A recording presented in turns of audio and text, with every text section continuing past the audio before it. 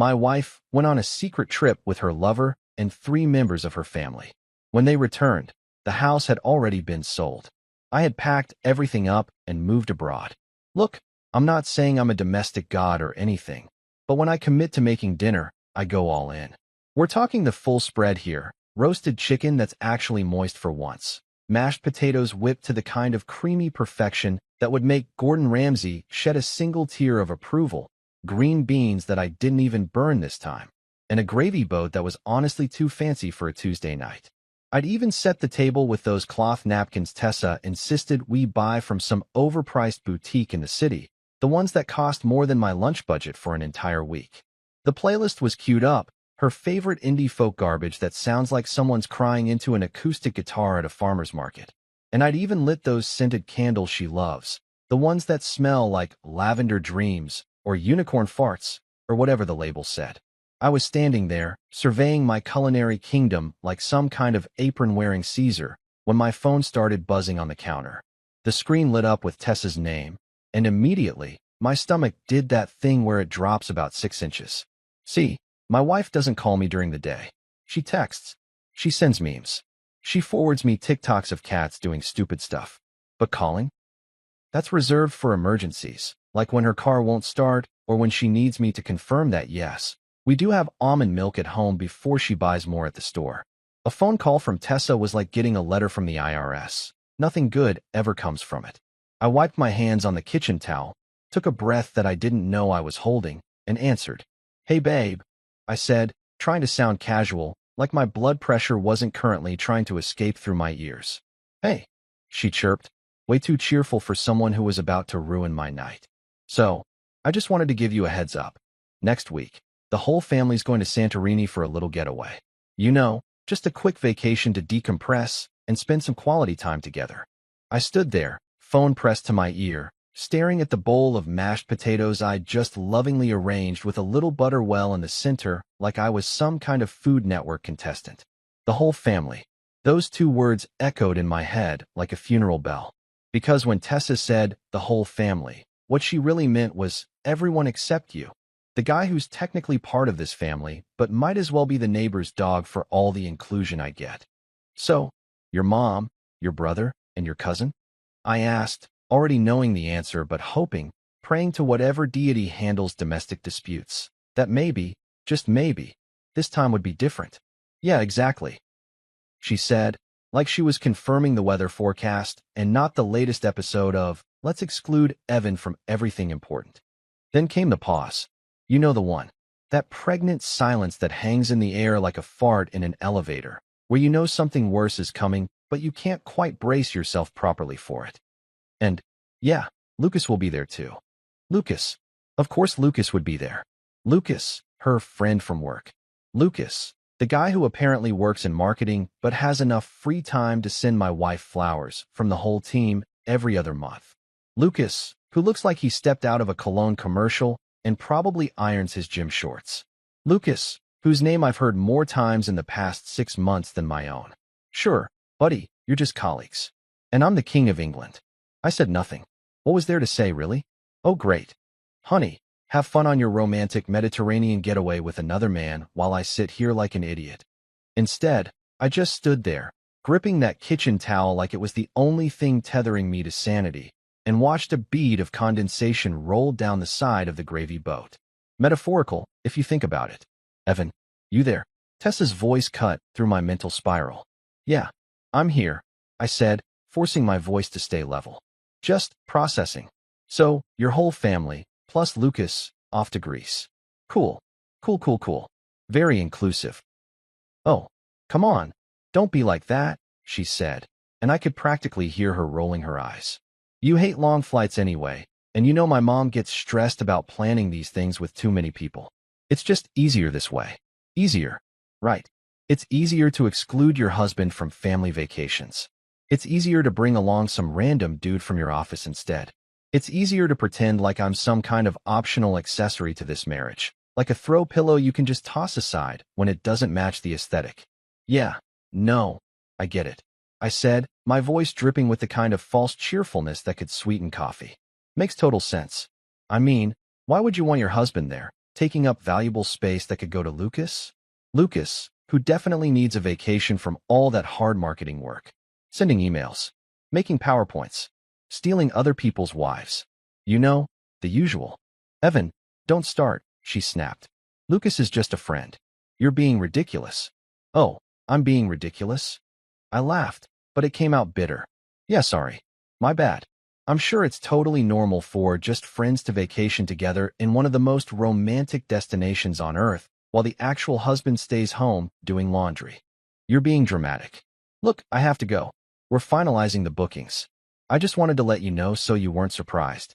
Consider me informed, I said flatly. Have a great trip. Thanks, she said, apparently missing, or ignoring, the sarcasm completely. I'll send you pictures. She hung up before I could respond, which was probably for the best because what came to mind wasn't exactly dinner table appropriate. I stood there in my kitchen, surrounded by the evidence of my wasted effort, phone still in hand, staring at the contact photo of Tessa smiling at the camera like she didn't just casually nuke our evening from orbit. I set the phone down, wiped my hands on that stupid expensive napkin, and looked around at the spread I'd prepared. The roasted chicken was getting cold. The mashed potatoes were developing that weird skin thing they do when they sit too long. The candles were burning down, wasting their expensive lavender unicorn whatever scent on absolutely nothing. Oh good, I said out loud to my empty kitchen, my voice echoing off the backsplash tiles we'd picked out together at Home Depot. Less laundry for me to do that week. But even as I said it, even as I tried to play it cool like this was just another Tuesday night disappointment in a long string of them, something shifted in my chest. It wasn't anger exactly. It wasn't even hurt anymore, though God knows I'd felt plenty of that over the past few months. No, this was something colder. Something more calculating. This was clarity. I turned off the stove, covered the food with aluminum foil that I knew neither of us would eat later, and blew out the candles. As I watched the smoke curl up from the wicks, I made a decision. A real one. The kind that you can't take back. That would be her last family vacation on my dime.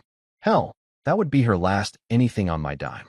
If Tessa wanted to treat me like I was invisible, like I was some kind of ATM with a pulse who existed solely to fund her lifestyle, while she gallivanted around Europe with Lucas, the marketing marvel, then fine. I could work with that. I could work with that real well, actually. I grabbed my laptop from the living room, opened it on the kitchen counter, right next to the now-cold mashed potatoes, and started Googling. Real estate agents, divorce attorneys, one-way flights to literally anywhere else. As the search results loaded, I smiled for the first time that evening. A real smile, not the fake one I'd been wearing like a mask for months. Because if there's one thing I'd learned in my years of marriage to Tessa and her charming family, it's that when people show you who they really are, you should believe them. And then, if you're smart, you should plan accordingly. By the time she came home that night, smelling like expensive wine from happy hour with her coworkers, including Lucas, I'm sure, I was already 3 steps ahead. She kissed me on the cheek, asked why I looked so cheerful, and I just shrugged. Just thinking about next week, I said honestly, about how much things are going to change. She laughed, completely oblivious, and went upstairs to pack. I went back to my laptop and kept planning. Because while they were off posting ocean selfies and pretending life was perfect, I was going to be busy, real busy, making sure they came home to a surprise worth remembering. So here's the thing about being excluded from your own wife's family vacation. It gives you a lot of time to think. Too much time, actually. The kind of time that makes you realize you've been playing the role of background character in your own life story, and honestly, that's just pathetic. They left on a Wednesday morning, and I didn't even bother going to the airport to see them off. Tessa didn't ask me to, which should have hurt, but instead felt like confirmation of everything I already knew. I watched from the bedroom window as the Uber pulled up, saw her mom's oversized luggage that probably weighed more than a small child, watched her brother Kyle load everything into the trunk like he was auditioning for a strongman competition, and then they were gone. Off to Santorini. Off to their perfect little family bubble that apparently had a "No Evans Allowed" sign posted at the entrance. The house felt different immediately. Not empty. I mean, it was literally empty, but that's not what I mean. It felt lighter somehow, like someone had opened all the windows and let out air that had been going stale for months. I walked through the rooms, really looked at them for the first time in forever, and started seeing everything differently. That couch we bought together? I paid for it. The dining table where her family sat every Thanksgiving judging my modest job as a project manager while stuffing their faces with the turkey I'd cooked. My money. The mortgage payment that her mother once called reasonable, while sipping wine that cost more than said payment. All me, baby. Every single month, like clockwork, while Tessa's salary mysteriously evaporated into online shopping and girls' brunches and, apparently, Santorini getaways with Lucas the Wonder Boy. I was sitting on that couch, the one I'd apparently bought for myself without realizing it, when Tony showed up. Tony's been my best friend since college, back when we were both young and stupid instead of just me being stupid about marriage. He's the kind of guy who shows up uninvited with pizza and beer when he senses you're going through something, which is either really intuitive or slightly creepy, but I wasn't about to complain. He knocked twice and walked in. I'd given him a key years ago, back when I still believed in things like trust and friendship and wives who didn't vacation with their work husbands. Bro, Tony announced, dropping 2 large pizzas on my coffee table like he was delivering salvation itself. You look like you've been hit by a truck, backed over for good measure, and then the truck sent you a bill for damages. That's oddly specific, I said, but I grabbed a slice anyway because emotional turmoil doesn't cancel out hunger. If anything, it enhances it. Pepperoni and existential crisis, he said, settling into the recliner that Tessa always complained didn't match the aesthetic. My 2 specialties. So they're really gone. Like gone. Off playing happy family without you. Yup, I said through a mouthful of cheese. Tessa, her mom, Kyle, cousin Rebecca, and of course, Lucas. Can't forget Lucas. Lucas who works in marketing. Lucas who apparently has unlimited vacation days. Lucas who's definitely not sleeping with my wife, but might as well be at this point. Tony stopped mid-bite and gave me that look. You know the one. The look that says, my guy, we need to have a serious conversation, but I'm going to try to make it sound casual so you don't completely lose it. He's practiced that look. We've been friends for 15 years. Bro, you know what this means, right? He said, setting down his pizza like we were about to discuss battle strategy. They didn't forget to invite you. They excluded you. On purpose. With intent. Premeditated exclusion. Thanks, Sherlock, I shot back. Next you'll tell me water is wet and my marriage is a joke. I mean, since you brought it up. Tony, I'm just saying. He held up his hands in mock surrender. Look, man, I've been watching this train wreck in slow motion for months. Her family treats you like you're the help. Tessa acts like you're her roommate, who occasionally she's obligated to have sex with. And this Lucas guy? Come on. Nobody sends that many flowers to a coworker unless they're trying to pollinate something, if you know what I mean. I didn't know what he meant. I'd known for a while, actually, but knowing something and admitting it out loud are 2 very different things. Admitting it makes it real. It makes you the guy whose wife is probably cheating on him, or at least thinking about it, or at the very least enjoying the attention of someone who isn't you. And that guy? That guy's a loser. But sitting there in my living room, eating pizza that I didn't have to share, in a house that was blissfully free of judgment and passive-aggressive comments about my career choices, I realized something. Maybe being that guy was the wake-up call I needed. So what are you gonna do? Tony asked, leaning back with his beer. You gonna cry about it? Or you gonna go full movie villain? Because I gotta tell you, I'm here for either option, but the second one sounds way more entertaining. Neither, I said, and I felt this weird calm settle over me. The kind of calm you feel when you finally stop fighting against something and just accept it. I'm gonna go full realtor. Tony blinked. Come again. I'm selling the house, I said, and saying it out loud felt like cracking open a window in a stuffy room. They're gone for 10 days. That's plenty of time. Plenty of time to what? Pack. Find a place? Bro, you can't just. Watch me, I interrupted. This house is in my name. Just mine. We bought it before we got married, and I never added her to the deed because her credit was garbage from some shopping addiction she swore she'd gotten under control. Spoiler alert, she didn't. So legally, this is my house. My equity. My decision. Tony's eyes went wide, and then, God bless him, he started laughing.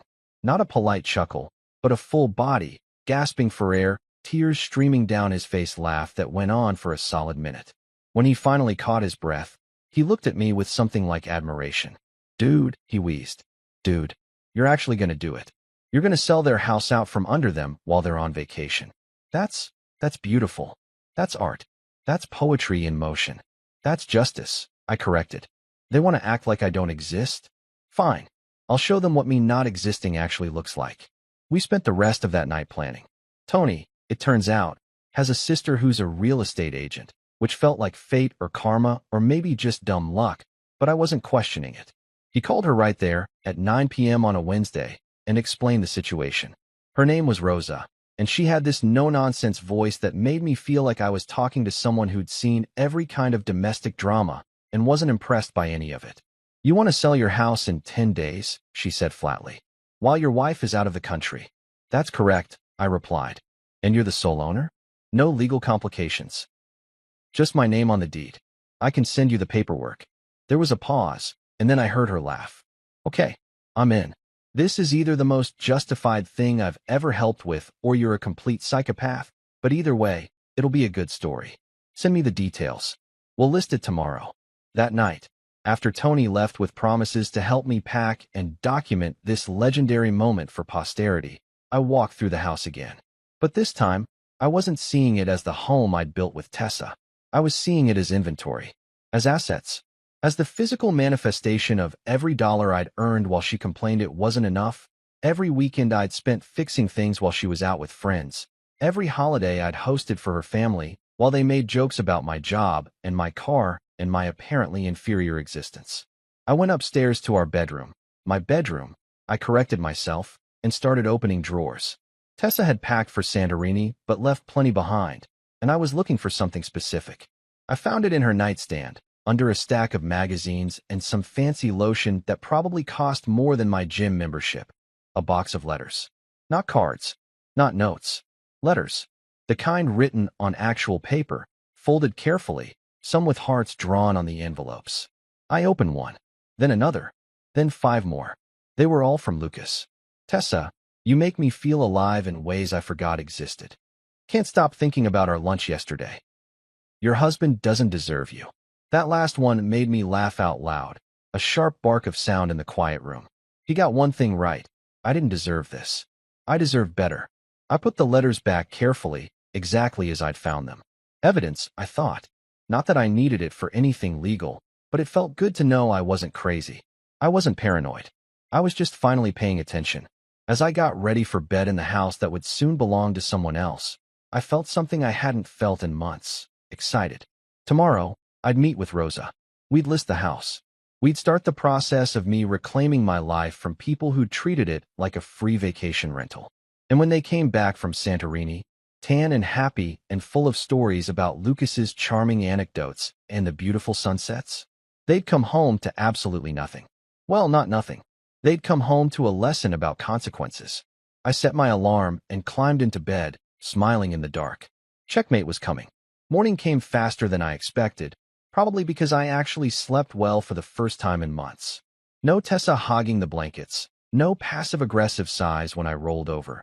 Number 3 a.m. scrolling through her phone with the brightness turned down low like I wouldn't notice. Just me, spread out like a starfish in the middle of our California king, dreaming about real estate transactions and freedom. When my alarm went off at 7, I actually felt energized. Like I'd been running on fumes for so long that I'd forgotten what a full tank felt like. Rosa had texted me at 6 in the morning. Apparently real estate agents don't believe in sleeping in, with a message that read, "Can meet at 10. Bring deed, ID, and any inspection reports you have. Let's move fast." I liked her already. She understood urgency. She got that this wasn't just about selling a house. This was about executing a plan with military precision before my window of opportunity slammed shut like a cheap screen door in a hurricane. I spent the morning doing something I probably should have done years ago, going through every corner of this house with fresh eyes. Not sentimental eyes, not, "Oh, remember when we picked out this lamp together," eyes, but cold, calculating. What's mine and what's getting left on the curb eyes. Turned out, almost everything was mine. The furniture? I'd paid for it. The appliances? Me. The art on the walls that Tessa's mother insisted made the place look cultured. My credit card, baby. The only things that were definitively hers were clothes, some jewelry I'd been stupid enough to buy for anniversaries that apparently meant nothing, and a collection of self-help books about finding your authentic self. that she'd never actually read. Rosa showed up at exactly 10 a.m. driving a silver BMW that looked like it meant business. She was maybe 50, with short gray hair and glasses that she wore on a chain around her neck like a librarian who moonlighted as an assassin. She walked through my front door, looked around for approximately 15 seconds, and said, "We can get $750 for this, maybe $800 if we stage it right. Market's hot. Location's good. You've maintained it well." "Thanks," I said. "Turns out when you actually give a damn about where you live, it shows." She gave me a look that suggested she'd heard that tone before. The tone of a man who was done being underappreciated in his own home. "Your brother mentioned this is somewhat time-sensitive. My wife's out of the country for 10 days, I explained, sitting down at the kitchen table where Rosa had spread out a folder full of paperwork that looked both official and terrifying. "She doesn't know I'm selling. She's not on the deed. This is all legal, but I'd prefer she found out when she got back rather than via Instagram or a phone call from her nosy mother." Rosa nodded slowly, not even blinking. "Any reason you're selling in such a hurry?" I thought about how to phrase it. I could be diplomatic. I could be vague. I could protect Tessa's reputation even though she'd spent months not protecting our marriage. But sitting there in my kitchen with a woman who was clearly unshockable, I decided honesty was more fun. "Yeah," I said. "The property's haunted." Rosa raised an eyebrow. "By what?" "Bad decisions and my in-laws."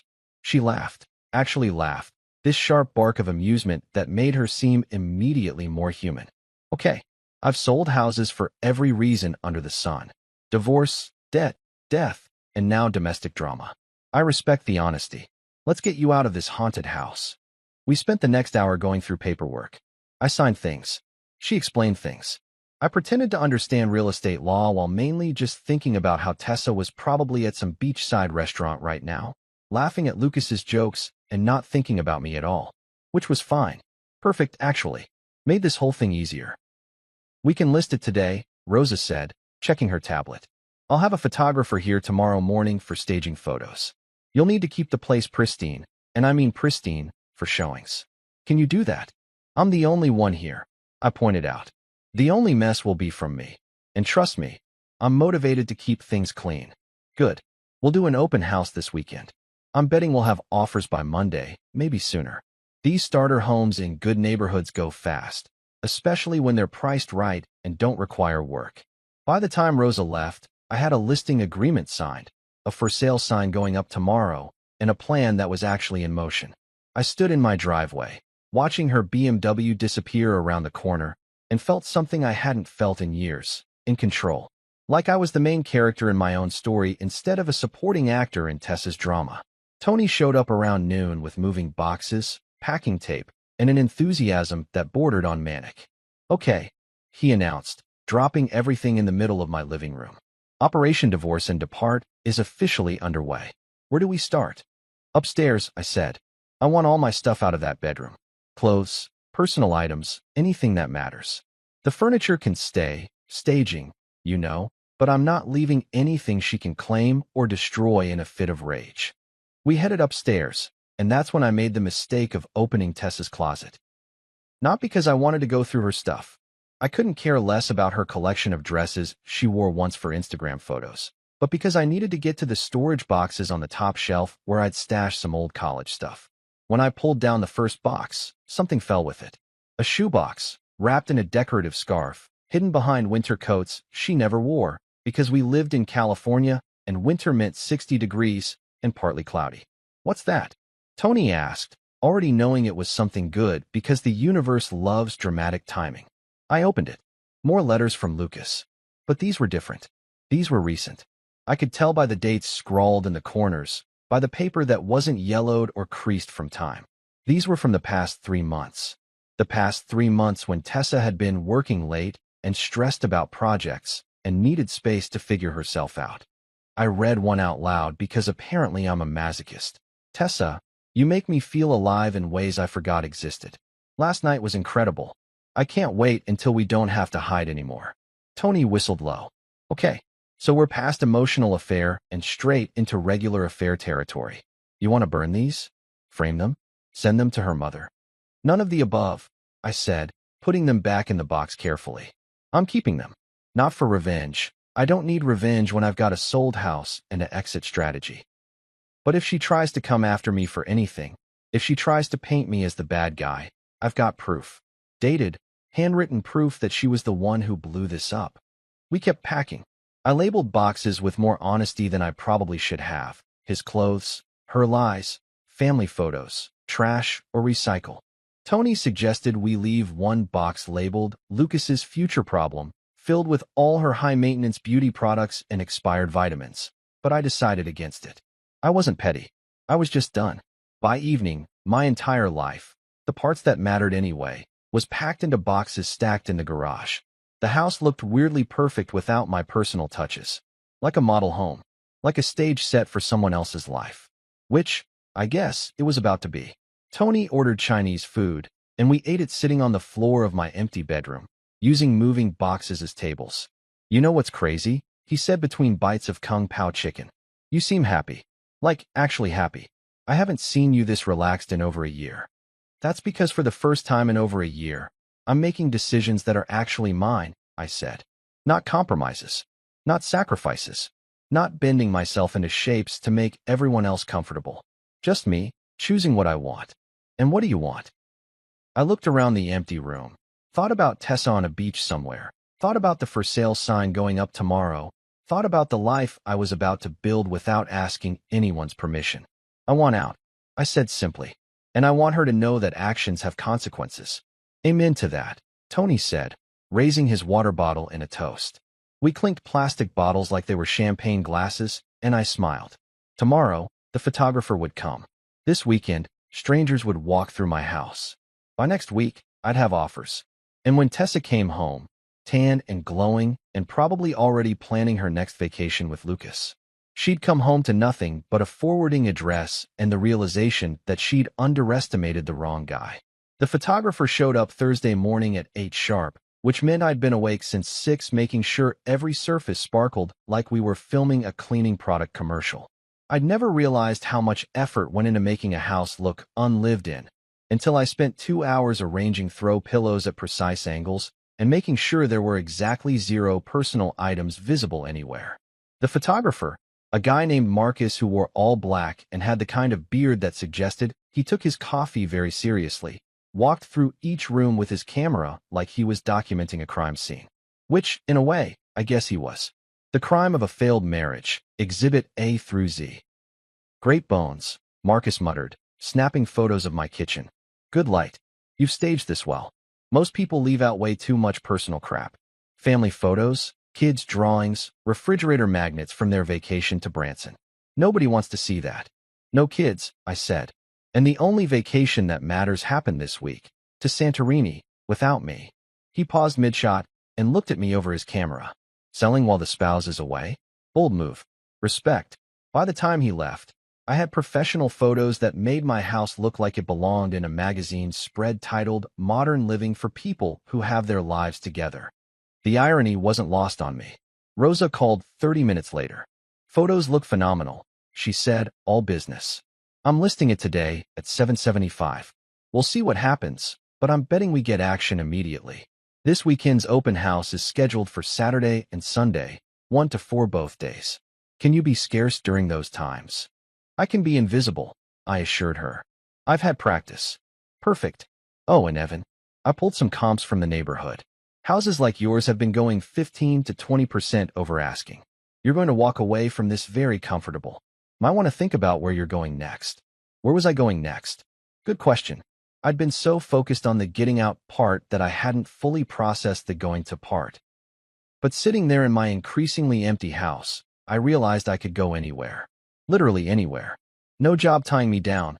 I could work remotely. No wife to consult. No in-laws to appease. Just me and whatever life I wanted to build next. The possibilities felt dizzying and terrifying and absolutely incredible. The house went live online at noon.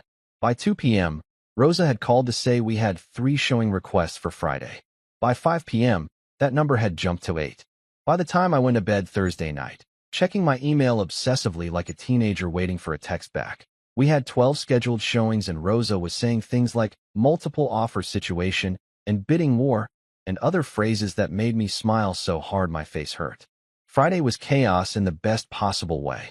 I'd moved all my packed boxes to a storage unit Tony had helped me rent, so the house was basically a museum of furniture and stage perfection.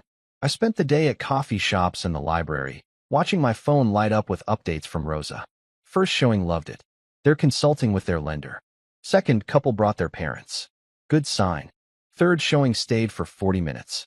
They measured the bedrooms. Very interested. By Friday evening, Rosa called with news that made me want to do a victory lap around the block. We have 2 offers already. One at asking, one at $790. Both are pre-approved buyers, minimal contingencies. The $790 couple wants to close in 3 weeks. 3 weeks. I repeated, my brain trying to process that timeline. Tessa would be back in 9 days.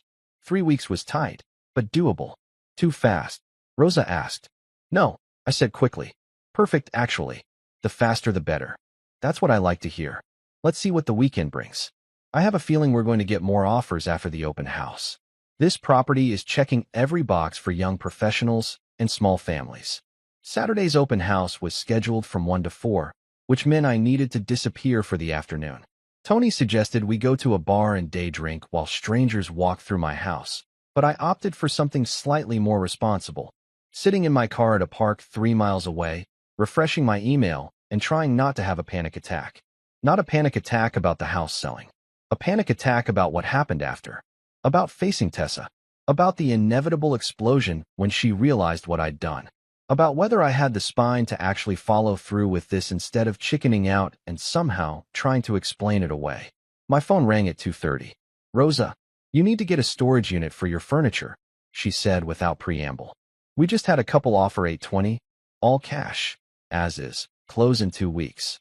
They want everything. The furniture, the window treatments, the staged look. Everything except personal items. They'll pay an extra 10 grand for the furniture package.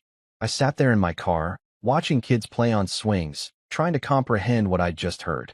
$820,000. Plus 10 for furniture I'd bought mostly out of obligation and guilt. That was over $150,000 in profit from when I'd bought the place 5 years ago. That was freedom money. That was start over wherever I want money. That was never have to explain myself to Tessa's mother again money. Evan, you there? I'm here, I managed. I'm just yes. Yes to all of that. When do I sign? I'll have paperwork ready by Monday. They want a fast close, which means inspections next week, appraisal immediately, and we need to be ready to move. Can you be out in 2 weeks? Could I be out in 2 weeks? I'd been emotionally out of this marriage for months. Physically leaving was just a formality at this point. Absolutely, I said. I can be out in 2 days if needed. Let's plan for 2 weeks to keep everything legal and clean. Congratulations, Evan. You just sold your house for significantly more than asking to buyers who won't haggle or nitpick. That's basically winning the lottery in real estate terms. When we hung up, I sat in that car for another 20 minutes, just processing. I'd done it. In less than a week, I'd gone from excluded husband to liberated ex-homeowner. The house where Tessa's family had spent years making me feel inadequate was about to belong to someone else. The mortgage I'd paid alone, while she spent her salary on God knows what, was about to be someone else's problem. The bedroom where I'd found love letters from another man was about to be another couple's sanctuary. And the best part? I'd done it all completely legally. This was my house. My name on the deed. My decision to sell. Tessa had no legal claim to it. No right to stop me. No ground to stand on when she inevitably freaked out. She'd excluded me from her family, from her vacation, from her life. Now I was returning the favor, but with real estate instead of plane tickets. Sunday's open house brought even more offers, but I'd already accepted the cash deal. Rosa said we could have probably gotten $850 if we'd waited, but I didn't want to wait. I wanted this done before Tessa came back. I wanted the papers signed, the deal locked, the point of no return firmly in the rearview mirror. Monday morning, I met Rosa at her office to sign the acceptance. The buyer's agent was there too, a perky woman named Jennifer who kept saying things like, "My clients are just thrilled, and they love the energy of the space."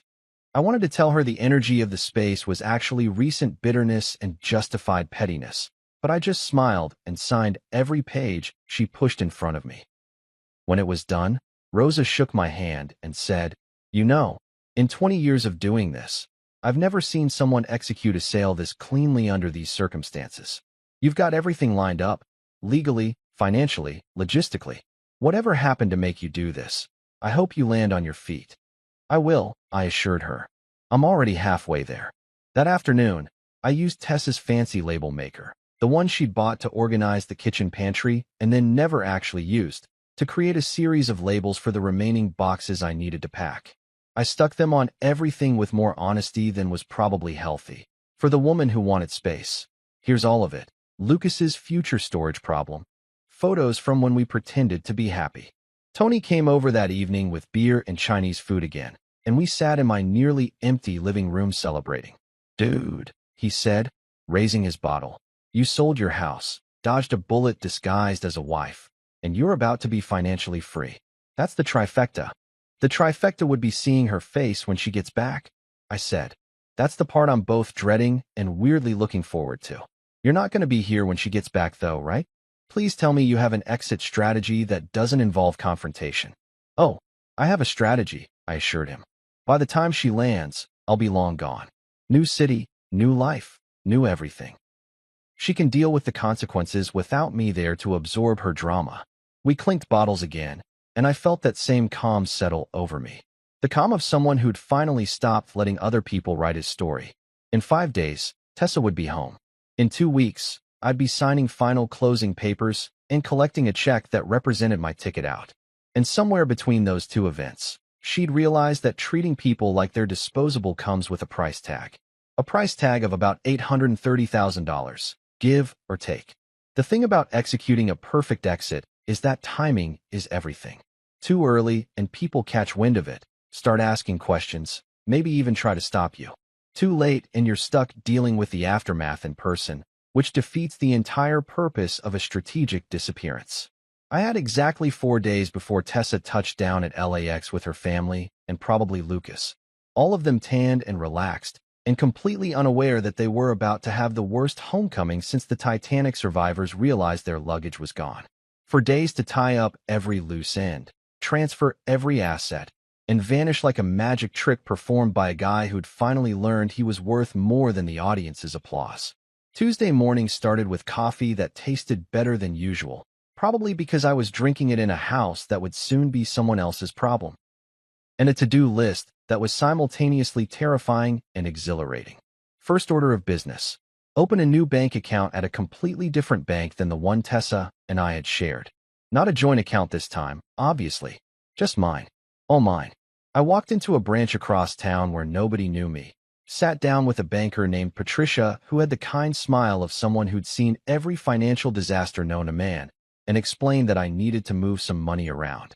Divorce? She asked, not unkindly. Getting there, I said. But first, I'm selling a house and need to make sure the proceeds go somewhere secure. Somewhere that only I have access to. Patricia nodded like this was the most normal request she'd heard all week, which either meant she was very professional or I wasn't nearly as original as I thought.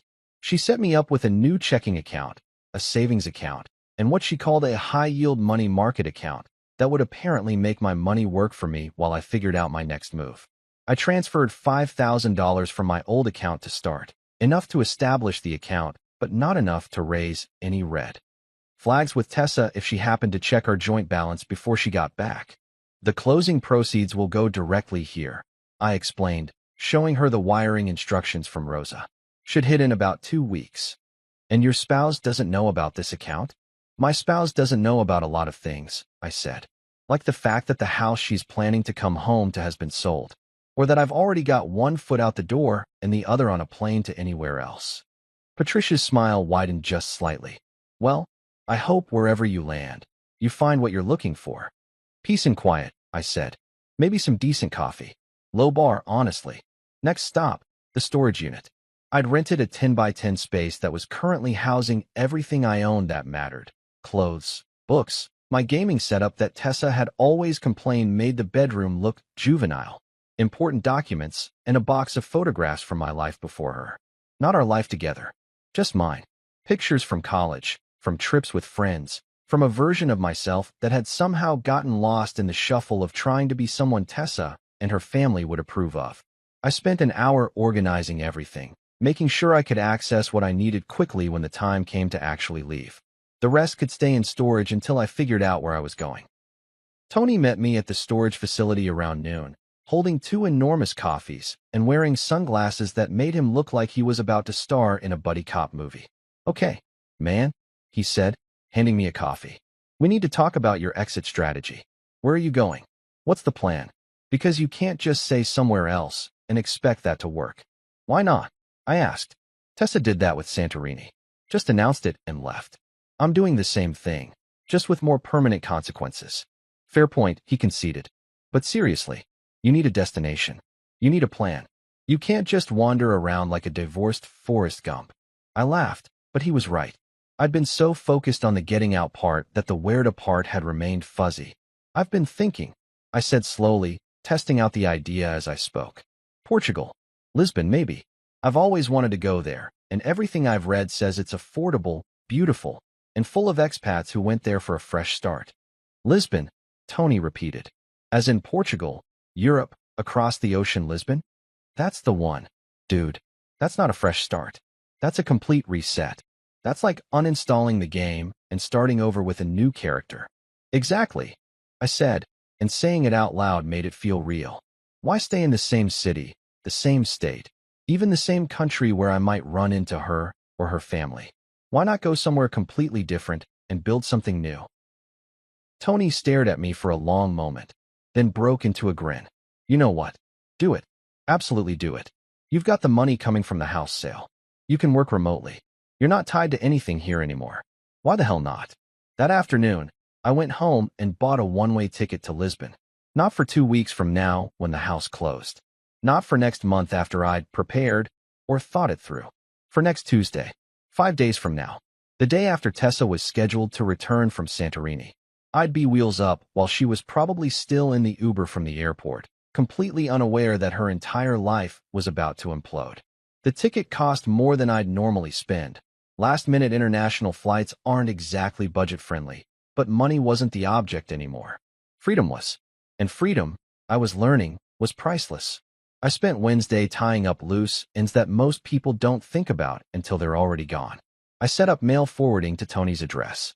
I submitted my resignation to my job, effective immediately, thanks to 2 weeks of unused PTO they owed me. My boss, a guy named Richard who'd never particularly liked me anyway, barely blinked. "Good luck with whatever's next," he said, sounding like he meant good riddance. I didn't care. That job had been fine, adequate, good enough. All the words you use to describe things you settle for instead of things you actually want. I was done settling.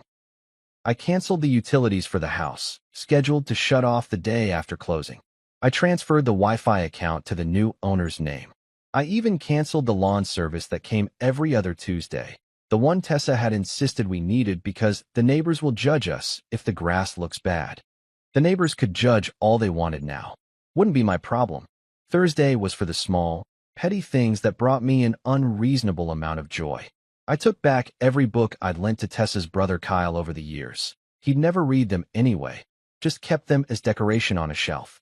I removed my name from the emergency contact list at Tessa's doctor's office. I unlinked our Spotify accounts so she'd have to create her own playlists instead of using mine. I even, and this felt particularly satisfying, changed the password on the Netflix account that I paid for and had been sharing with her entire family. Let them figure out their own streaming situation. By Thursday evening, the house was almost completely empty except for the staged furniture that was included in the sale. My car was packed with one suitcase. Everything else was either in storage or didn't matter enough to bring. I did one final walkthrough, saying goodbye to rooms that held memories I was actively trying to forget. The kitchen where I'd gotten that phone call about Santorini. The bedroom where I'd found Lucas's love letters. The living room where I'd spent countless evenings trying to convince myself that this was enough, that I was happy, that marriages were supposed to feel like work. I stopped in front of the thermostat on my way out. Tessa always kept it at 68 degrees, claimed anything warmer made her uncomfortable. I'd spent 3 years freezing in my own house because she preferred it cold. On impulse, I adjusted it down to 62. Let the new owners deal with the utility bill. Let Tessa deal with the metaphor of coming home to a cold, empty house that no longer wanted her there. The security camera I'd installed last year, ostensibly for safety, but really because Tessa's mother had insisted after someone's car got broken into 3 streets over, was still active. I'd already set it up to save footage to my cloud account. When Tessa came home Saturday, I'd be able to watch the whole thing unfold from whatever cafe in Lisbon I was sitting in. Petty? Absolutely. Worth it. We'd see. Friday morning, I woke up in a hotel near the airport. I checked in Thursday night because staying in that house one more second felt unnecessary. The hotel bed was too firm and the pillows were weird, but I slept better than I had in months.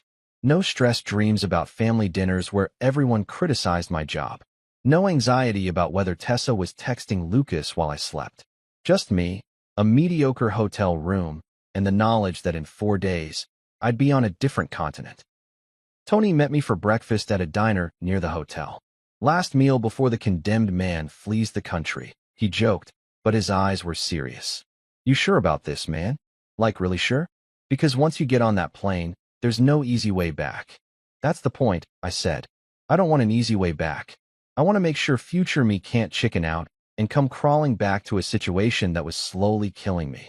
Fair enough, he said, and then handed me an envelope. Little going away present. Don't open it until you're on the plane. I hugged him in the parking lot. This guy who'd been my friend through college, through my engagement, through my wedding, and now through my escape plan. Thanks for not trying to talk me out of this, I said. Are you kidding? This is the most alive I've seen you in years. I'm not about to ruin that with some speech about marriage being hard work or whatever. Sometimes the hardest work is knowing when to quit.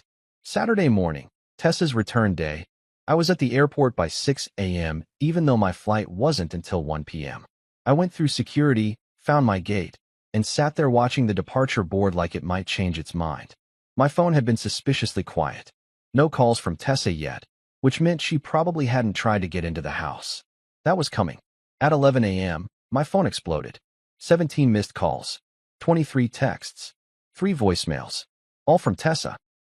I listened to the first voicemail on speaker, sitting in an airport terminal surrounded by strangers who had no idea they were witnessing the aftermath of a marriage detonation. Evan, what the hell? The key won't work. Why won't the key work? Call me back right now. I smiled, deleted the voicemail, and turned off my phone. At 1:15 p.m., I was in my seat, economy class because I'm not made of money, heading east toward a life that was entirely mine. The envelope from Tony contained a note. Proud of you for choosing yourself. Don't look back. I didn't plan to. Somewhere over the Atlantic Ocean, between my third tiny bottle of airplane wine and my second viewing of some action movie I wasn't really paying attention to, I turned my phone back on. Airplane mode. Obviously, I wasn't about to pay international roaming charges just to read what I knew would be a dumpster fire of messages. The plane's Wi-Fi was working though, weak and spotty, but functional enough for what I needed.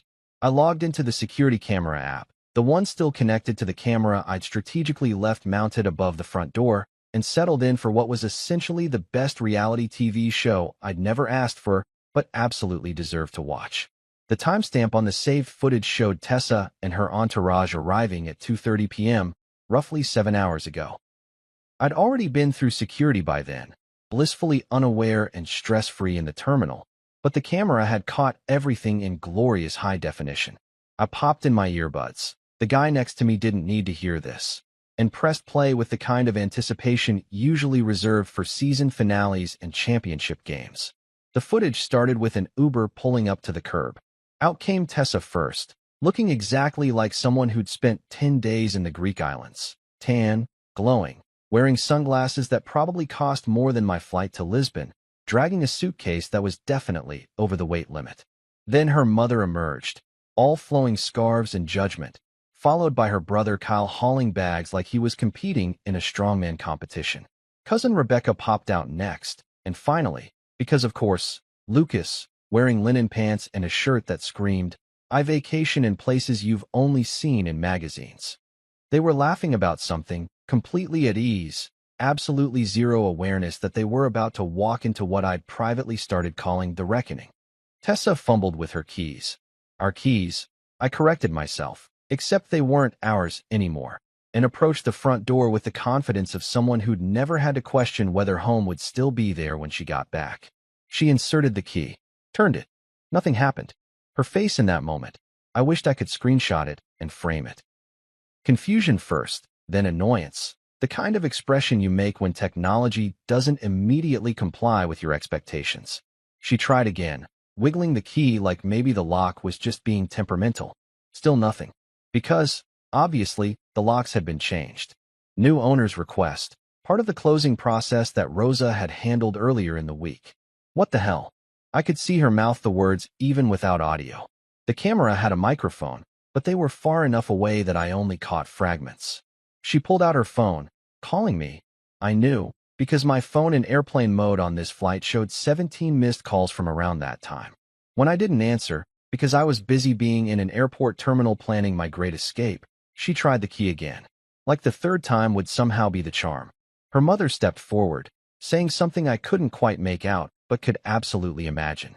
Probably something about how I was irresponsible, how I'd probably forgotten to tell Tessa I'd changed the locks, how men like me were always causing problems through sheer incompetence. If only she knew. This wasn't incompetence. This was precision execution. Kyle tried his hand at the door, because apparently being male means you're automatically better at keys. Spoiler alert, he wasn't. Lucas hung back, looking uncomfortable, probably realizing that friend from work status didn't include getting involved in domestic lockouts. Rebecca was filming the whole thing on her phone, because of course she was. Everything's content these days. I briefly wondered if I'd end up on her TikTok as crazy ex-husband who changed the locks. Not knowing the full story was so much better than that. Tessa tried calling me again, and again, and again. I watched her pace the driveway, phone pressed to her ear, her free hand gesturing wildly in that way she did when she was frustrated. When I still didn't answer, because I was probably boarding the plane by then, she resorted to texting. The camera angle couldn't show her screen, but I didn't need to see it. I'd already read those texts while sitting at my gate. Where are you? Why won't the key work? This isn't funny. Evan, answer your phone right now. I swear to God if this is some kind of joke. Not a joke, I thought, sipping my terrible airplane wine. Just consequences meeting actions at long last. The best part came next. Her mother, in all her entitled glory, apparently suggested they call a locksmith. I watched Kyle pull out his phone, probably Googling emergency locksmith near me, and getting ready to pay whatever extortionate weekend rate they charged. But before that could happen, a car pulled up. A Lexus SUV. Out stepped a couple in their early 30s, the man holding a folder, both of them looking exactly like people who'd just closed on their first house and were eager to see it. The new owners. I literally laughed out loud on the plane, causing the guy next to me to glance over with concern. I didn't care. This was better than I could have scripted. The timing was perfect. Poetic, even. I watched Tessa's face as the couple approached the house. Her house, in her mind, with keys of their own. I watched the confusion morph into something darker. The man said something, gestured toward the door. The woman smiled, said something else. Tessa's mother stepped forward, probably launching into some explanation about how there'd been a terrible mistake, how they lived here, how they had keys that weren't working. The man shook his head, held up his folder. I knew what was in there. Closing documents, the deed with his name on it, proof of ownership dated 3 days ago. The woman pulled out her phone, probably showing them the listing, the purchase agreement, something official that made it clear this house was no longer Tessa's to enter. I watched Tessa stumble backward. Literally stumbled, like she'd been physically struck. Her mother's mouth opened in what I assumed was outrage, probably demanding to speak to whoever was in charge, to see a manager, to understand how this could possibly have happened. Kyle looked between his sister and the new owners like he was watching a tennis match. Lucas had the good sense to retreat toward the sidewalk, clearly wanting no part of whatever was unfolding. Rebecca, bless her content-hungry heart, was still filming. Tessa made one more call. I watched her dial, watched her face crumble when it went to voicemail. My voicemail, set up before I'd left, with a message I'd recorded specifically for this moment. You've reached Evan. I'm currently unavailable, permanently, in some cases. If this is Tessa, check your email. Everyone else, leave a message I probably won't return. She pulled the phone away from her ear like it had burned her. Then she did check her email, right there on the driveway of the house that used to be hers. I'd sent that email from the airport, time to deliver at 3 p.m., knowing she'd be landing around 2 and would probably be at the house by then. The email was brief, Because I'm not a monster who writes manifestos. The house has been sold. It was in my name only, as you know. The proceeds are secure. Your things are in storage unit 247 on Davidson Street. Key is taped under the front left wheel well of your car. I've paid through the end of next month. After that, it's your responsibility. I'm starting over somewhere you won't find me. I suggest you do the same. P.S. Found the letters from Lucas. All of them. You're welcome to each other. I watched her read it on the camera footage. Watched her face go from confused to shocked to devastated to angry in the span of 30 seconds.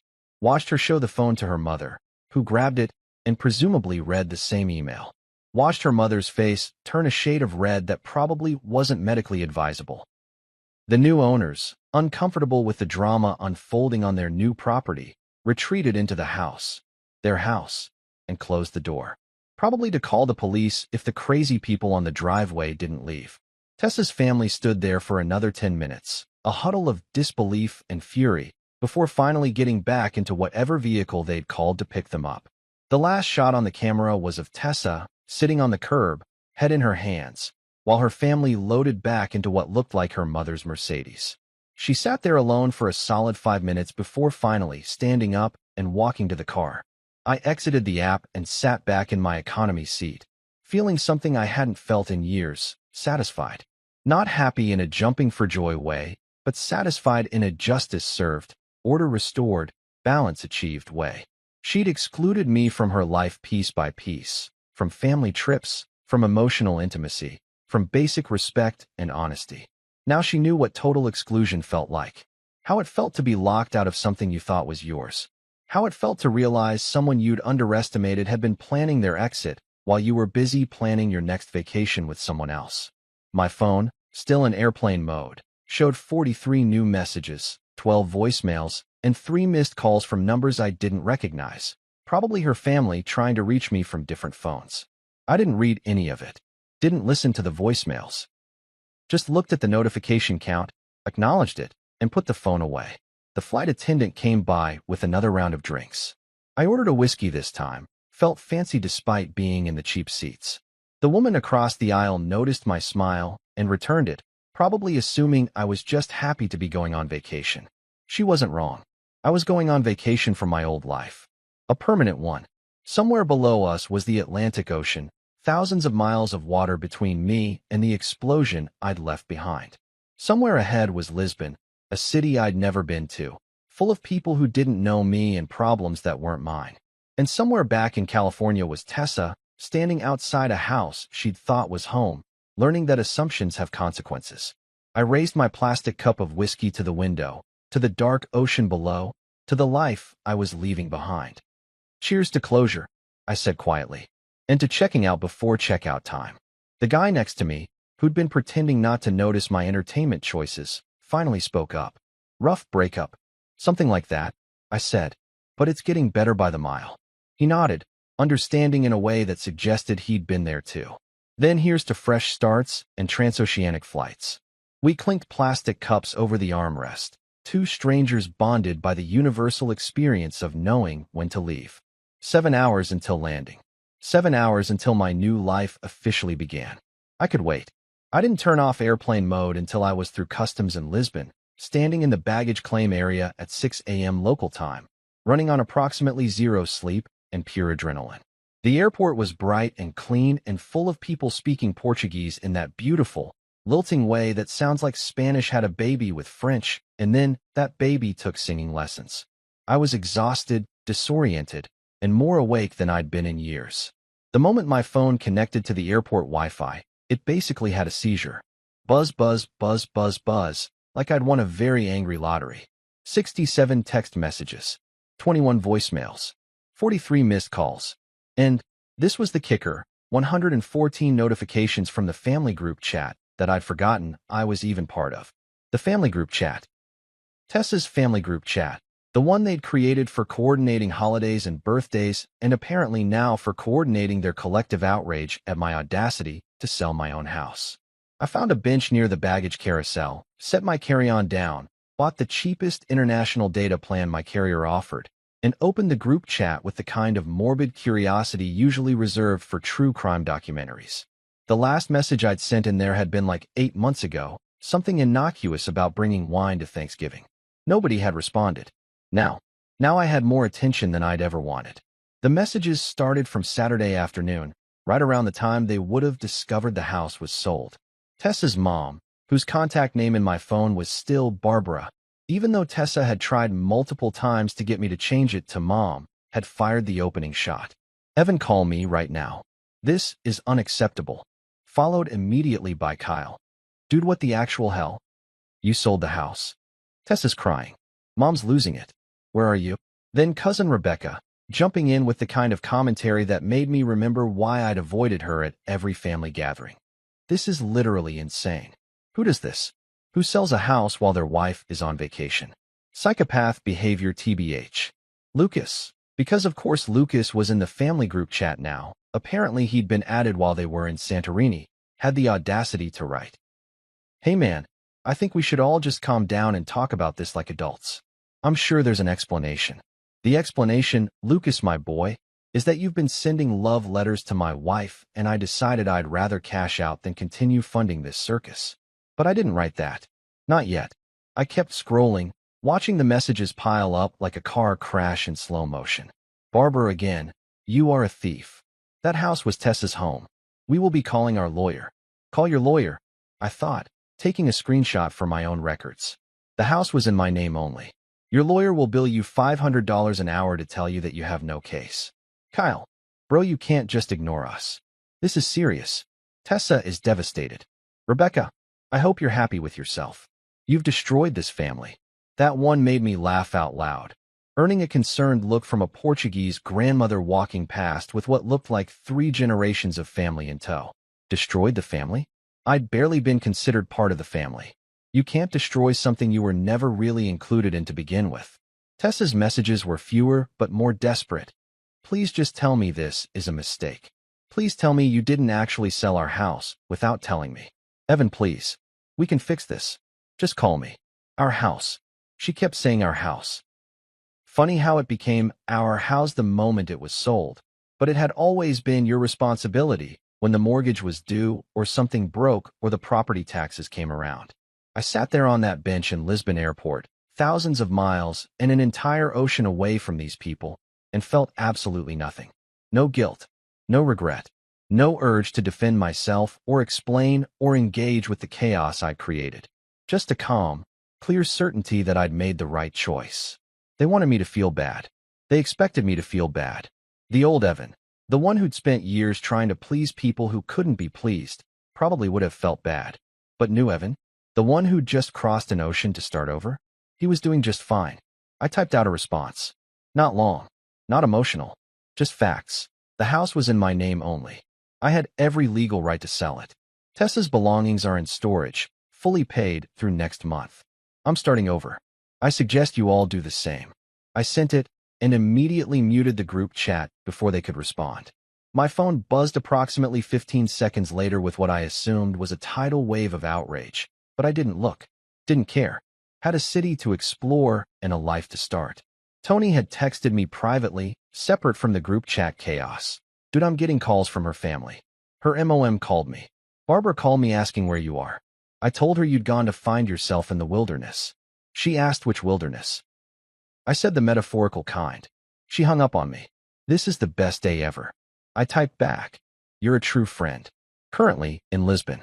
The coffee is incredible and nobody here is related to my ex-wife. 10 out of 10 would recommend. Living your best life while they implode. Proud of you, man. Send pics of Portuguese pastries. I grabbed my suitcase from the carousel, miraculous that it had actually arrived with me, and headed for the exit. I'd booked an Airbnb in the Alfama district, the old neighborhood with the narrow streets and the tile facades, and the kind of charm you can't fake. The place was cheap by American standards, expensive by my current unemployment standards, but I had house sale money coming and 2 months of peace and quiet to figure out my next move. The Uber driver spoke exactly 3 words of English, hello, Alfama, and beautiful, which suited me perfectly. We drove through Lisbon in the early morning light, past buildings painted in yellows and pinks and blues, past old ladies hanging laundry from wrought iron balconies, past cafes, just opening up with small tables spilling onto cobblestone sidewalks. It looked like a movie set. It looked like somewhere you'd escape to in a novel. It looked like the exact opposite of the beige suburban prison I'd been living in. My phone kept buzzing. I kept ignoring it. At some point, Tessa called 18 times in a row, which was honestly impressive from a persistent standpoint. Each call went to voicemail. Each voicemail went unlistened to. I'd set up a new voicemail greeting from the airport. You've reached Evan. If this is about the house, sold. If this is about reconciliation, not interested. If this is about anything else, probably still not interested, but leave a message and we'll see. Barbara left a voicemail anyway. I could see the duration, for minutes and 37 seconds. That was a lot of words to say. I'm angry and entitled, and how dare you. Delete. Kyle left one too. 1 minute, 12 seconds. Probably something about brotherhood and loyalty and how I'd betrayed the family. The family that had never actually treated me like family. Delete. Even Lucas left one, which took some nerve. 34 seconds. I almost listened to that one out of sheer curiosity. What could he possibly have to say to me? But decided against it. Whatever words Lucas had for me, I didn't need them. He could keep his marketing wisdom and his love letters and his future problems when Tessa inevitably did to him what she'd done to me. The Airbnb was a third-floor walk-up in a building that had to be at least 200 years old. The host, a kind-faced woman named Maria who spoke English with a thick accent, showed me around the tiny apartment. 1 bedroom, a kitchen the size of a closet, a bathroom with a shower that looked like it had been retrofitted sometime in the 70s. The windows opened onto a view of terracotta roofs cascading down toward the Tagus River, and in the distance, I could see a massive suspension bridge that looked like Lisbon's answer to the Golden Gate. You are here for vacation? Maria asked as she handed me the keys. Something like that, I said. More like a permanent vacation from my old life. She smiled like she understood exactly what I meant. Lisbon is good for new beginnings, she said. Many people come here to start again. The city welcomes you. After she left, I stood at the window with a coffee I'd grabbed from a cafe downstairs, a Galeo, the barista had called it, basically a latte, but somehow better, and watched the city wake up. Somewhere, 7 time zones behind me, it was midnight in California. Tessa was probably still awake, still trying to process what had happened, still calling my phone and getting nothing but voicemail. Her family was probably gathered somewhere, strategizing, calling lawyers who would tell them they had no case, drafting angry texts they thought would make me feel guilty. But I didn't feel guilty. I felt free. My phone buzzed again. Another text in the group chat that I'd muted, but could still see the notification count for. 147 messages now. They were really going for it. Part of me, a very small, petty part that I wasn't particularly proud of, but also wasn't going to apologize for, wanted to scroll through and read every single outraged message. Watch them spiral. Watch them blame me. Watch them try to make sense of how their plans had been disrupted by someone they'd consistently underestimated. But the larger part of me, the part that was standing in a Lisbon apartment with better coffee than I'd had in months and a view that didn't include judgmental in-laws, decided it didn't matter. They could send 1,000 messages. They could call 100 times. They could draft legal threats and moral arguments and sob stories about poor Tessa and her devastated family.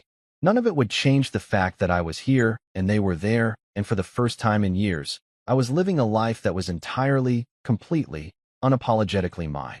I opened the group chat one more time. Typed one final message. Hope you all had a great trip to Santorini. I took one too. Turns out it's permanent. The house. Sold. My patience. Exhausted. My new life? Just beginning. Have a nice life. P.S. I'll be blocking this number after sending this, so feel free to respond, but know that I'll never see it. Goodbye. I hit send, blocked every number in that group chat, blocked Tessa's number for good measure, and then blocked Barbara's, Kyle's, Rebecca's, and yes, even Lucas's number, even though he'd never called me directly, because why take chances? Then I turned off my phone completely, plugged it into the charger, and left it on the nightstand. I had a city to explore, a language to stumble through, and a life to build from scratch. The chaos back home could continue without me. In fact, I preferred it that way. They could have their group chat drama. I'd take the pastiest de nata and the Atlantic breeze and the sweet, sweet sound of silence. Fair trade, if you asked me. The first week in Lisbon passed in a blur of cobblestone streets, espresso shots that could wake the dead, and the kind of deep, uninterrupted sleep that only comes when you're not dreading tomorrow. I'd wake up each morning to sunlight streaming through those old windows, the sound of trams rattling by on the street below, and the absolute absence of anyone asking me to do anything I didn't want to do. No requests to pick up groceries on the way home. No passive-aggressive comments about how the dishes weren't loaded correctly. No family dinners where I played the role of wallet with a pulse. Just me, a city that didn't know my history, and all the time in the world to figure out what came next. I fell into a routine faster than I expected. Morning coffee at the cafe 2 doors down. The owner, an older guy named Joao who'd apparently decided I was his new project, would greet me with "Bom dia, amigo," and have my galeo ready before I even ordered. I'd sit at one of the tiny tables outside, watch the neighborhood wake up, and work through freelance projects on my laptop. Turns out, project management skills translate pretty well to remote consulting work, and American companies were more than happy to pay me in dollars while I lived on euros. The exchange rate alone felt like a race. By the second week, I'd started Portuguese lessons with a tutor named Catarina who had the patience of a saint and only laughed at my pronunciation about 60% of the time. Liberdade, she'd say slowly, watching me butcher it for the 15th time. Liberdade. It means freedom. Yeah, I'd said. I'm familiar with the concept. Just getting reacquainted with it after a long absence. She'd given me this look, the kind that said she'd heard that story before, or one close enough to it. Lisbon, I was learning, was full of people who'd come here running from something or towards something or both at once. Expats from all over the world, drawn by affordable rent and good weather, and the kind of cultural anonymity that lets you reinvent yourself without anyone asking too many questions. I fit right in. The housing money hit my account during week 3. $830,000, minus closing costs and Rose's commission, left me with just over $750,000. I stared at my phone screen in that tiny Airbnb kitchen, looking at a number I'd never seen in my account before. Generational wealth, if I was smart about it. Stupid money, if I wasn't. Either way, it was mine. All mine. Not ours. Not the family's. Just mine, earned by years of paying a mortgage solo, and then having the guts to cash out when everyone expected me to just keep taking it. I transferred a chunk into investments, boring index funds, the kind that wouldn't make me rich overnight, but wouldn't bankrupt me either. Put another chunk into a high-yield savings account as an emergency fund. Kept enough liquid to live comfortably for a year, maybe 2, while I figured out the next move. It felt responsible and adult and nothing like the guy who used to let his wife's family quietly drain his bank account through small loans that never got paid back and temporary help that somehow became permanent. Tony video called me on a Saturday morning, his time, which meant late afternoon for me. I was sitting at a rooftop bar in Barro Alto, drinking wine that cost €3 a glass and tasted better than the $30 bottles Tessa used to insist on, watching the sunset paint the city orange and pink. "Dude," Tony said when his face appeared on screen, "you look 10 years younger. What are they putting in the water over there?" "Botox. The tears of your enemies. It's called not being married to someone who hates me," I said. "Highly recommend it. Very rejuvenating." "Well, it's working. You look like you've been on vacation for a month." Meanwhile, back here in California, your ex-wife is having what I can only describe as a prolonged meltdown. She showed up at my apartment. I nearly spit out my wine. She what? Showed up, rang the doorbell, full makeup, like she was trying to look put together, but you could tell she'd been crying. Asked if I knew where you were. Asked if you'd told me anything. Asked if this was all some kind of plan we'd cooked up together. What did you tell her? I told her you'd gone to find yourself and that I was sworn to secrecy about the location. She asked if you were in the country. I said, technically yes. Earth is a country if you think about it philosophically. She did not appreciate my humor. I laughed so hard the couple at the next table looked over with concern. "You're a menace." What did she say? She tried the whole sob story thing. How she didn't understand why you were being so cruel. How she just wanted to talk. How maybe we could work things out if you'd just come back. I asked her how Santorini was. She looked at me like I'd slapped her. Then she left. Did she say anything about Lucas? Tony's face got serious. Actually, yeah. Apparently, Lucas dumped her. Like, immediately after the house situation happened. Guess he wasn't interested in a girlfriend with no assets and a storage unit full of problems. Real stand-up guy, that one. I felt nothing. Not satisfaction, not pity, not even the smug vindication I'd expected. Just a kind of distant acknowledgement that karma had handled that situation without me needing to be involved. How's her family taking all this? Barbara's been calling mutual friends, trying to turn people against you. Calling you manipulative, saying you trapped Tessa in the marriage and then abandoned her. Most people aren't buying it. Word got around about the Santorini trip, about Lucas, about how they excluded you from basically everything. Public opinion is not on her side. And Kyle posted something on Facebook about fake people and betrayal, but didn't name you specifically. Pretty sure everyone knew what it was about, though. Got like 40 likes from people who don't know the full story. Your actual friends commented asking for context. He deleted the post. I shook my head, watching the sun dip lower toward the horizon. It all seemed so far away. Not just geographically, but emotionally. Like it had happened to a different person in a different life. You know what's weird? I don't care. I thought I'd care more. I thought I'd want to defend myself or set the record straight or whatever. But I just don't. That's called healing, my man. That's what it looks like when you remove toxic people from your life and give yourself permission to move on. We talked for another 30 minutes about his job, about a girl he'd started seeing, about the Portuguese phrases I was learning and mangling. Before we hung up, he said, "I'm proud of you, you know. Not everyone has the guts to blow up their life and start over. Most people just stay miserable because it's familiar. Thanks, Tony. For everything. For the pizza. For helping me pack. For lying to my ex-wife about my whereabouts. Anytime, brother. Now go eat some of those egg tart things and live your best life." After he hung up, I ordered another glass of wine and a plate of gambas alla Gillo, garlic shrimp that arrived sizzling in oil and tasted like I'd been missing out on real food for years. Maybe I had been. Hard to enjoy food when you're constantly stressed about mortgages and marriages and meeting expectations you never agreed to in the first place. A woman at the bar, Australian accent, traveling solo, photographer by trade, struck up a conversation about the best spots to catch sunrise over the city. We talked for an hour, easy and uncomplicated, about travel and work and life choices. She didn't ask if I was married. I didn't bring it up. When she left, she said, "Hope you find whatever you're looking for here." I think I already did, I said, and meant it. By week 4, I'd found an apartment to rent long-term. A one-bedroom in Gracca, another old neighborhood, with a balcony overlooking the river and rent that was less than half what my California mortgage had been. The landlord, a retired professor who'd lived in the building for 40 years, barely asked any questions. Just, "Can you pay 3 months up front?" And, "You seem like quiet tenant, yes?" Both answers were yes. He handed me keys that probably dated back to before I was born and said, "Welcome home. Welcome home." 2 words I'd been saying to Tessa for years every time she walked through the door, rarely hearing them back.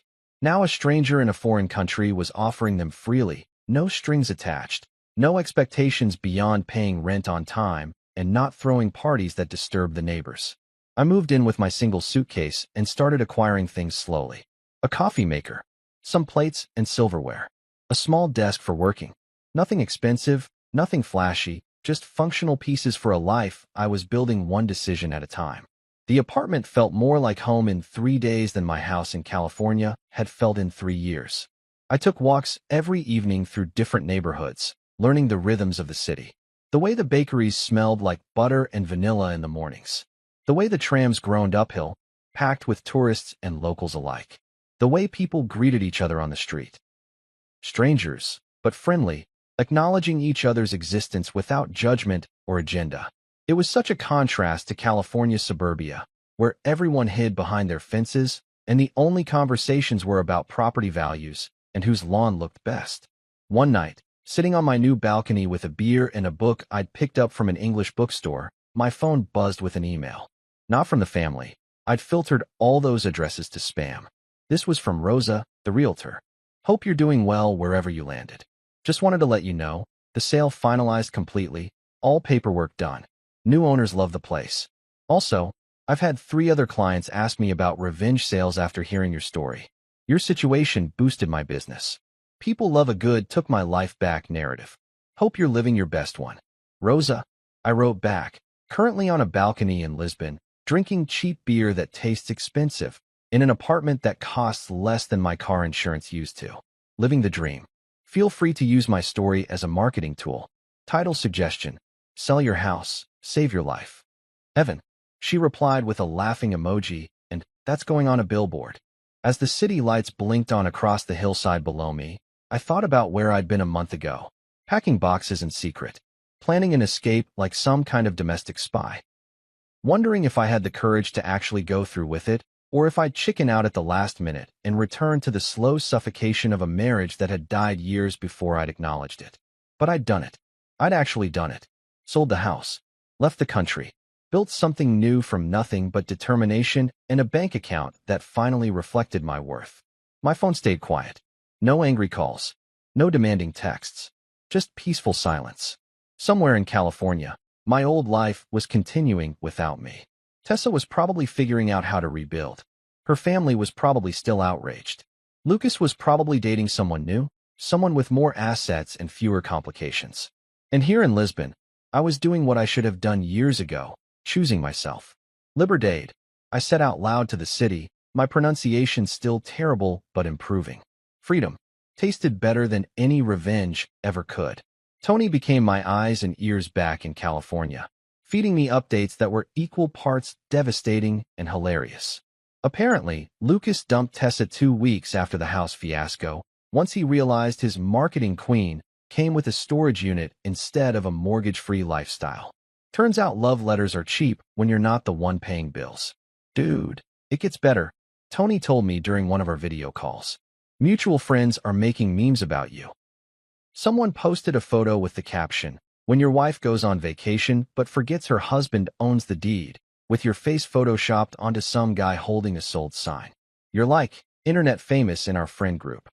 Barbara called me heartless in a Facebook post that got exactly 12 likes, mostly from relatives who didn't know the full story.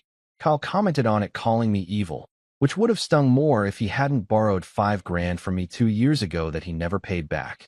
I call it efficient asset reallocation. Even Rosa texted me, "Your story boosted my business." 3 clients specifically asked for the realtor who handled that revenge sale. People love a good comeback story. Tell them it's not revenge, I replied. It's just consequences with better timing. The best part? Someone sent me a screenshot of Rebecca's TikTok where she tried to paint me as the villain. The comments were brutal. So he sold his house that he paid for? The audacity and main character energy, honestly. Even the internet strangers got it.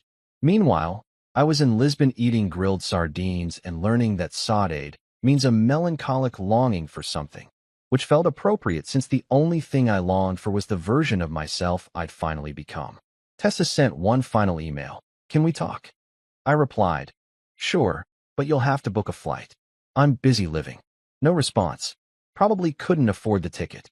6 months in Lisbon changed everything. I bought a seaside apartment in Cascais, small, but the deed had exactly one name on it, mine. Every morning, I'd drink coffee on the terrace watching surfers catch waves, thinking about how Tessa used to complain that oceanfront property was wasted on people who didn't appreciate it. Turns out, I appreciated it just fine when it wasn't attached to her opinions. Tony visited for 2 weeks, and we toasted with Portuguese wine that cost less than Starbucks back home. "To your ex-wife," he said, grinning. "Thanks for taking that trip. It paid for this one." I clinked his glass. Best investment she ever made in our relationship, leaving. One evening, another email from Tessa appeared. "Can we talk?" I stared at it for maybe 3 seconds before replying. "Already did. You went to Santorini, I went to Portugal. We both found what we were looking for. Don't contact me again." Blocked. Deleted. Done. Now when people ask why I'm single, I tell them the truth. I was married once, but I sold the problem along with the house. And when loneliness creeps in, which it does, sometimes, I remind myself, being alone beats being lonely in a crowded marriage. Liberdade tastes sweeter every single day.